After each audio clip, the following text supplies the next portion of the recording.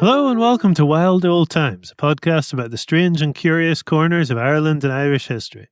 My name is Ciaran Conliffe. On this episode, I want to keep talking to you about the early history of the Irish film industry. Last episode, we covered the first films ever made in Ireland and the first films ever made by Irish people. But all of that only took us up to the point where Ireland gained its independence in 1922. That independence came with a break in the thread of the Irish film industry. The tragic death of Ellen Sullivan and the departure of Norman Whitten back to England had put an end to Ireland's two longest-lasting film production companies. As for newsreels, without Whitten's Irish events, the French company Pathé News had an effective monopoly on the Irish national market. It wasn't until 1926 that an Irish-made film got to the silver screen again, and it was due to the efforts of a Dubliner named Isaac Eppel. Isaac, as his name might suggest, was Jewish. He went by Jack in his regular life, possibly not wanting to stand out.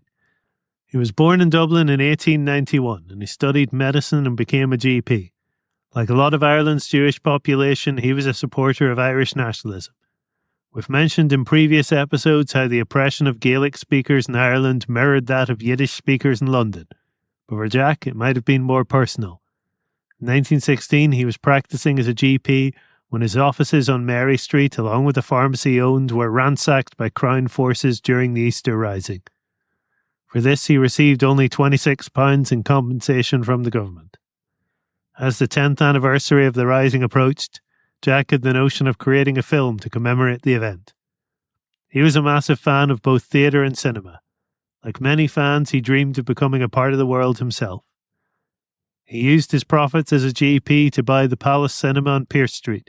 That wasn't enough. He wanted to create his own film to show in his theatre. But he underestimated the costs and the amount of work involved. Although the film was a success, it bankrupted Jack and led to his wife divorcing him. In the end, he wound up selling his cinema and leaving Dublin. He only made one film, but that film was a historical landmark. It was called Irish Destiny. Irish Destiny was written by Jack himself and directed by George Dewhurst. George was an Englishman. In fact, Jack seems to have imported movie veterans for a lot of his talent, rather than drawing in Irish theatrical actors.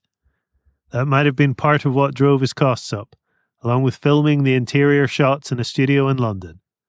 For whatever reason, George isn't actually credited on the film, and it lists Jack as both writer and director.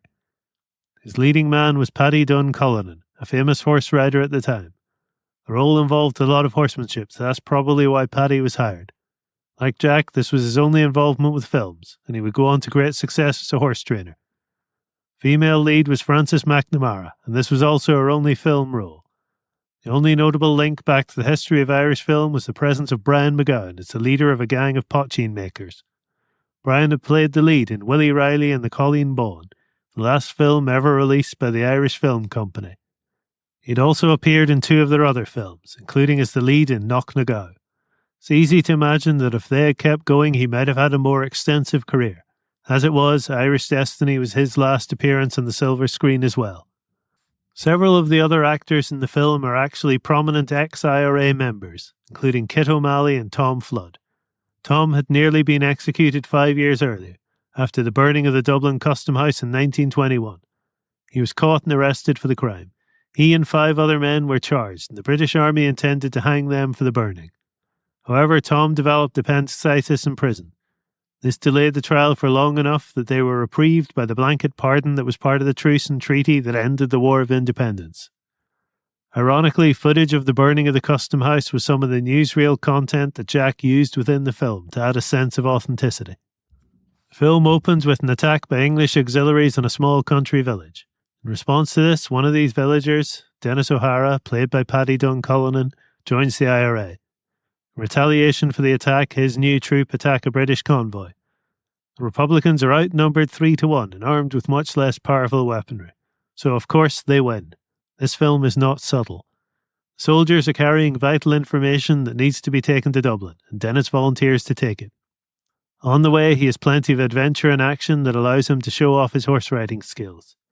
He successfully delivers the information, but their location has been betrayed by the leader of a poteen brewing gang. Famously, the IRA cracked down on poteen production as they felt it was hurting their military strength. and in the movie, the gangster has been collaborating with the English in revenge.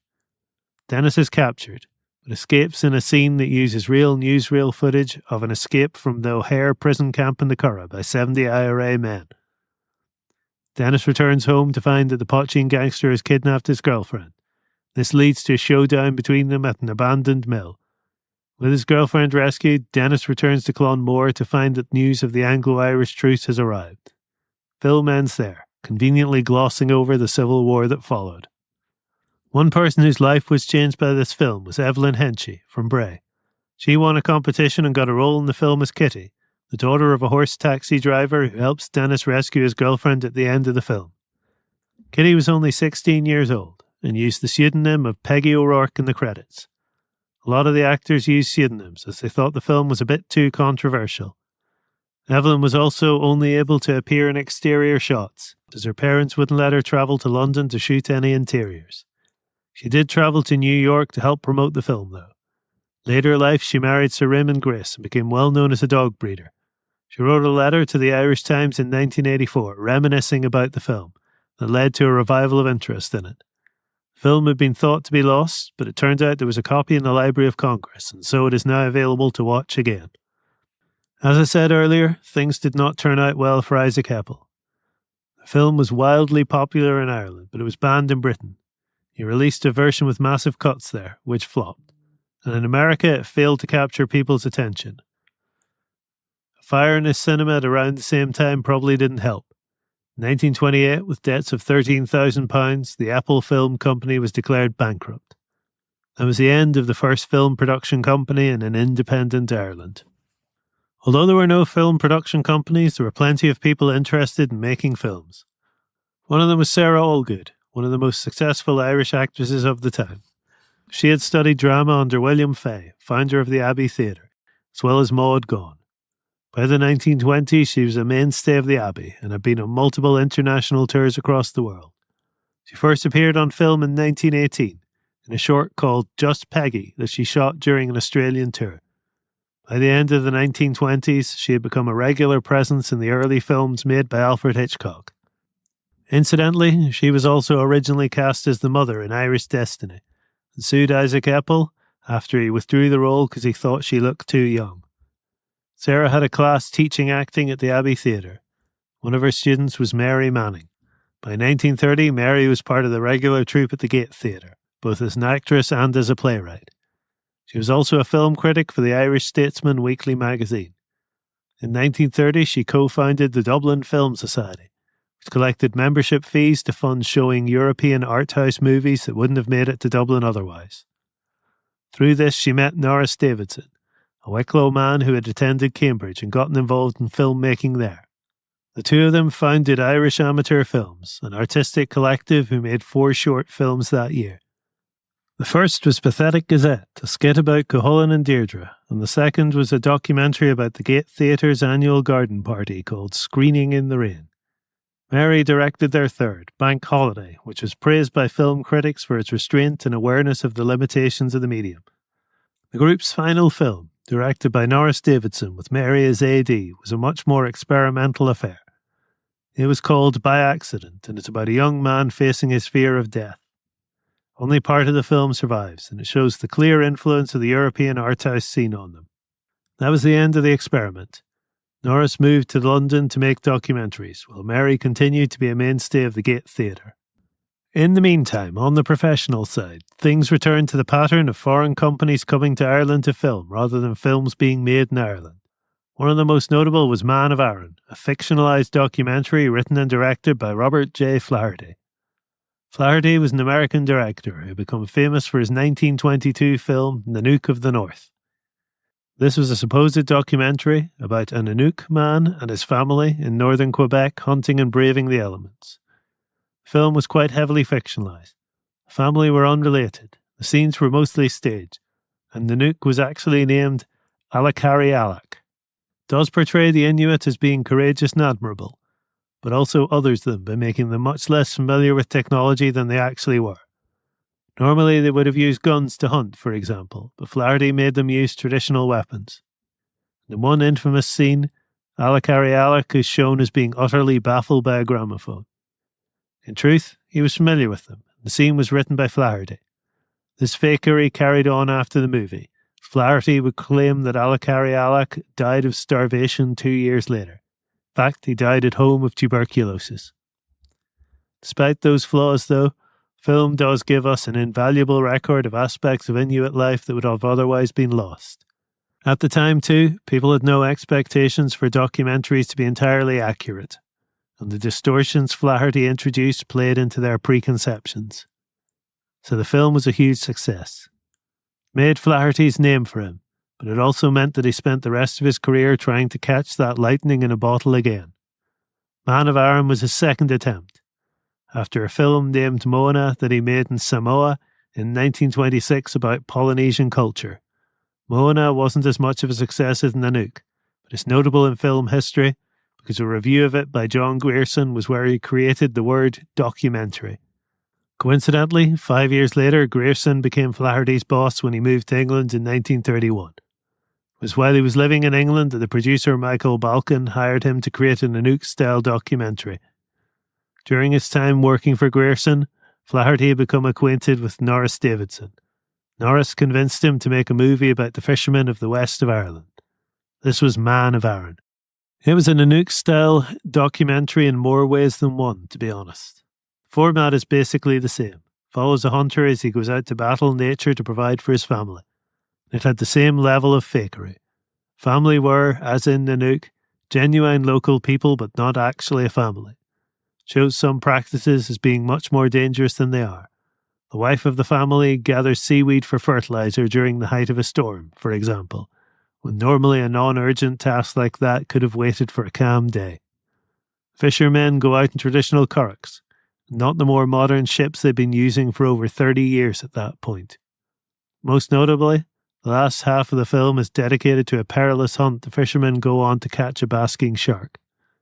At that time, no such hunt had taken place on the Aran Islands since their grandparents' time. The men had to be shown how to use the traditional style Irish harpoons by the film crew. There are dozens of other inaccuracies in Man of Iron, which ironically led to it being partially responsible for the modern documentary ethos. In 1978, George Stoney made a documentary called Man of Iron, How the Myth Was Made, and it was shown at places like the Ethnographic Film Conference as a double bill with the original movie. Putting the extent of Flaherty's manipulation on display outraged people, and led to many of the filmmakers there swearing to be more honest in their portrayals. The film is a microcosm of Flaherty's complicated legacy as a filmmaker, both a pioneer of the documentary form and an exemplar of the abuses it allowed. The film's reception and success is also a complicated matter. Financially, it was a failure. Film overspent its budget by so much that some called it Balkan's folly. But the producer's aim had been less to make money and more to bring prestige to his company, and that definitely succeeded. The film won the prize for Best Foreign Film at the Venice International Film Festival, the unfortunately named Mussolini Cup. That speaks to another uncomfortable fact.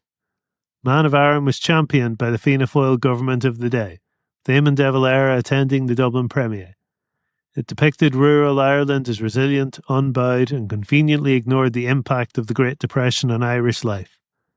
But Man of Iron found another fan base among the fascist countries of Europe. It also went down very well at the Berlin Film Festival, for example, for its portrayal of what they considered as pure-blooded Aryans and their honest and straightforward way of life. Other critics, like Grierson once again, spoke poorly of the film for exactly the same reasons. He accused it of neo-Rousseauism, referring to the Enlightenment philosopher Jean-Jacques Rousseau. In essence, he was saying that Man of Iron was as fake as the luxury farm Marie Antoinette had built for herself at the Palace of Versailles. While this might be true, it does still serve as a significant visual record of the people of the islands at the time. But it's not the most significant record of the islands that Flaherty produced. During the making of the film, he also shot an 11-minute short called Ihe Shanchas, Irish for A Night of Storytelling. The film has 4 cast members of Man of Iron gathered around a fireplace in a cottage, which was actually one of the sets at Gaumont Studios. First, Maggie Mhaolain, who played the wife in the film, sings in the Sean Nuss style. This is a traditional form of Irish unaccompanied music, whose name simply translates as Old Style. We're able to listen to Maggie singing because Shankas is not a silent movie. It's possibly the first ever piece of Irish sound cinema. Man of Erin was not technically a silent movie, but it was shot as one. Aside from some incidental background chatter, sound effects and music that were all recorded separately. In fact, it was in order to record this that these 4 islanders were visiting the studio. Shankas is different. The audio was recorded separately but at the same time as the filming, so that it could be played alongside it. After Maggie finishes her song, her real-life husband Tom O'Dearan, who had a background role in the film, steps up. He tells a folk story of a fisherman who fought off a supernatural storm sent by the fairies. This is the first ever film made of someone speaking in Irish where their speech could be heard. Despite this, Shankas was treated as a mere curiosity when it was released in 1935. It was thought lost after a fire in 1943 destroyed all known copies, but an American distribution print was rediscovered in 2012. At that point, it was treated with the respect it deserves as a unique Irish cultural artifact. Mary Manning returns to our story in 1935 when she wrote a screenplay adaptation of Frank O'Connor's short story Guests of the Nation. The story was published in 1931 and was set 10 years earlier, at the height of the War of Independence. 2 British soldiers are being held captive by 2 IRA men. The 4 young men strike up an unlikely friendship until the IRA men are ordered to execute their prisoners. Mary got to discussing the story with Dennis Johnson, another playwright at the Gate Theatre. They decided the story would make a great film, so Mary wrote the adaptation. In addition to turning it into a silent production, she added 2 female characters. First was the IRA messenger who gives the men the order to execute their prisoners. This was pretty historically accurate, as it was very common for women to act as couriers for the IRA during the war. The second was the woman owner of the guest house the men are staying in. Technically, she did exist in the original story, but Mary gives her an important role as the viewpoint character for the audience. Dennis took on directing duties, and over the next 2 years the Gate troupe filmed their scenes before the film was assembled and released in 1935. Frank O'Connor, author of the original story, even appears in a cameo. The film was a success, but unlike the Abbey Theatre back in the 1920s, this was the only film the Gate created like this. Mary wound up migrating to America shortly after the film released, and Dennis did the same not too long after. Both were heavily opposed to the growing dominance of the Catholic Church in Irish life and the increasing heavy-handedness of state censorship. They clearly knew that they wouldn't get to make the sort of plays and films they wanted in this new Ireland. The films made in Ireland in the 1930s by Donovan Peddlety were a grim omen of the direction Irish films were taking. Neither is inherently that offensive. They were quota quickies shot for crusade films in Ireland. A law passed in 1927 required British cinemas to show a minimum amount of British-made films. This led to films being made and sold cheaply to meet this quota. This meant that the cinemas could spend the majority of their budget on the more expensive and profitable American movies. It meant that British filmmakers could make a living producing films that were, charitably, not that good. Donovan Peddlety was one of those filmmakers, which is why you've probably never heard of him, except maybe as one of the writers of the 1930s version of Brewster's Millions. Throughout the 1930s, he made 12 quota quickies in 3 years, 3 of them shot partially in Ireland and Northern Ireland. You can get a good idea of their tone from the name of one of them, The Luck of the Irish. The idea of the luck of the Irish is something that's always annoyed me. It started in America as a way to explain any successes by Irish immigrants. They couldn't be skillful, they had to be lucky. This film is about what you'd expect from that title. An Irishman tries to save his family estate through gambling on his racehorse. Slightly better, but not by much, is Irish and Proud of It, which Peddlety made in 1938. This was about an Irish-born singer in London. He tells his friends one evening how homesick he is for his village in Ireland. So as a joke, they kidnap him and deport him back to where he came from. There he has to wield the power of Irish ballads and London-acquired manners against another returned migrant, this time an Irish-American who has become a gangster and returned home to start an illegal whiskey business. That sounds like a collection of garbage cliches rolled together, and congratulations. You can spare yourself from watching this movie, much like most of the audience at the time did. 1936 saw two films released set during the Irish War of Independence, which could not have been more different. One was directed by Brian Desmond Hurst, a Belfast-born World War I veteran who had cut his teeth in a couple of quota quickies in England 2 years earlier. The other was written and directed by Tom Cooper, who owned a cinema in Killarney. Tom's film was called The Dawn and is considered the first Irish-made talking picture. The protagonist of the film is Brian Mhaolain, an IRA member who's expelled because of allegations about his grandfather having been an informer to the British. In revenge, Brian joins the Royal Irish Constabulary, the native Irish police force who served the British state. In 1920, the RIC were reinforced by around 10,000 men recruited in Great Britain, mostly former soldiers. Because the RIC didn't have enough uniforms for these men, they were dressed in a mixture of RIC dark green and British Army khaki, which led to them being called the Black and Tans.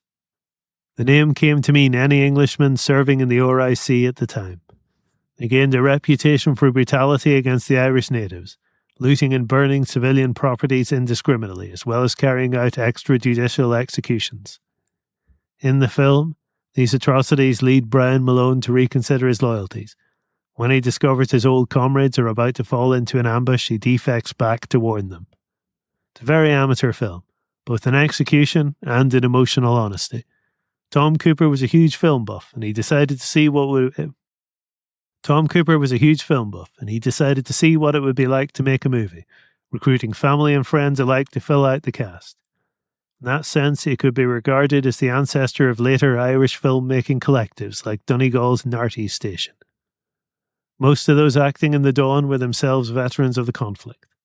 Film was popular in Ireland, but not internationally. Still, for decades after, the people of Killarney would talk about the time they all made a movie together. It was the only film Tom Cooper ever made, as opposed to Hurst, who would go on to move to Hollywood and work with cinema legends like John Ford. Ford, incidentally, had won 4 Oscars the year before with a movie set in Ireland, though not filmed there. Ford's movie was called The Informer and was based on a novel by Liam O'Flaherty.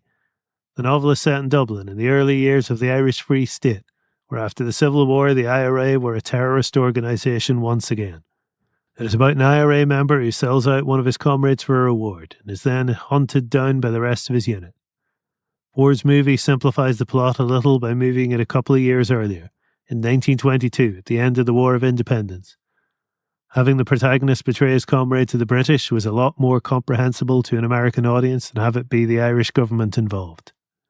The movie is still an excellent noir film about a man causing his own destruction, and it deserves the awards it received. Hurst's film is often compared to The Informer. I'm not entirely sure why. It does also include the IRA, but that's about where the similarities end. It's called Ourselves Alone, which is one of the possible translations of Sinn Féin. Like Tom Cooper's film, it involves both the RIC and the Black and Tans.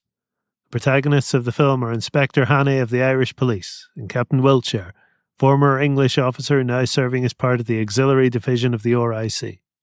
Unbeknownst to Inspector Hannay, his fiancée Maureen's brother is a leader of the IRA. During a confrontation, Captain Wiltshire kills Maureen's brother. But in the climax of the film, Inspector Hannay realises that Maureen is actually in love with the Englishman. So he tells her that he was the one who killed her brother, and Maureen helps Captain Wiltshire to escape from the IRA, before presumably moving to England with him and living happily ever after. To put that ending in context, I need to talk about the actor who plays Captain Wiltshire.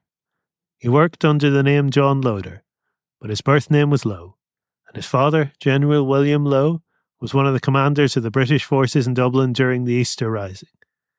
He was the one who demanded an unconditional surrender from the leaders of the Rising, and he was the one who accepted Patrick Pearse's surrender. And as we've discussed in the past, that unconditional surrender led to the summary execution of Pearse and most of the rest of the leaders of the Rising. So having General Lowe's son, who was also actually present at that surrender, play the role of a captain of the Black and Tans who kills an IRA leader and then gets a romantic resolution with the dead man's sister, somewhat politically problematic, to say the least. Of course, all this went over the head of the British audience, who loved the film. The Examiner voted it as the 7th best film of the year, and allowed to Hurst being compared to Hitchcock by some critics. 1937 was the last year of the Irish Free State. There was one major film made in Ireland that year, Kathleen Mhaolain, a fairly forgettable love triangle named after a pseudo-Irish ballad composed in 1837 by an Englishman. Probably the only notable thing about the film is that it starred Old Mother Riley. This was the comedy persona of the English actor Arthur Lucan, who dressed in drag and pretended to be an old Irish housewife. His role in this film led to him being offered a starring role in the film all about Old Mother Riley, which led to a series of 15 films about the character. The last of them, made in 1952, was called Mother Riley Meets the Vampire, starring Bela Lugosi. Only Lucan's death in 1954 prevented the filming of Mother Riley Goes to Mars. This gives you an idea of the place of the Irish on screen in the 1950s. As for Ireland's own film industry, dark days were ahead. The growing role of the Catholic Church in public life and an overall shift to conservatism led to many of Ireland's brightest creative minds finding greener pastures across the Atlantic. It would be a long time before Ireland's native film industry rose again. We'll cover all that in a later episode, but not next episode. Because first I want to step away from Ireland itself, and instead look at how it was being portrayed during World War II by, among others, one of the most infamous regimes in history, Nazi Germany. I hope you'll join me then for more wild old tales from Irish history. This has been Wild Old Times, a podcast about the stranger corners of Ireland and Irish history. The opening theme is The Cat That Ate the Candle. The closing theme is The Parting Glass. Both were recorded by Gregory Mahan and are used under a Creative Commons license. You can find more of Greg's music at tinwhistler.com. Our logo is by Liffey Designs. Wild Old Times is recorded at Farset Labs in Belfast. If you enjoyed the podcast, give it a review wherever you find it. It really does help the show. If you really enjoyed it, tell your friends. Either way, I hope to see you again for another wild old time from Irish history.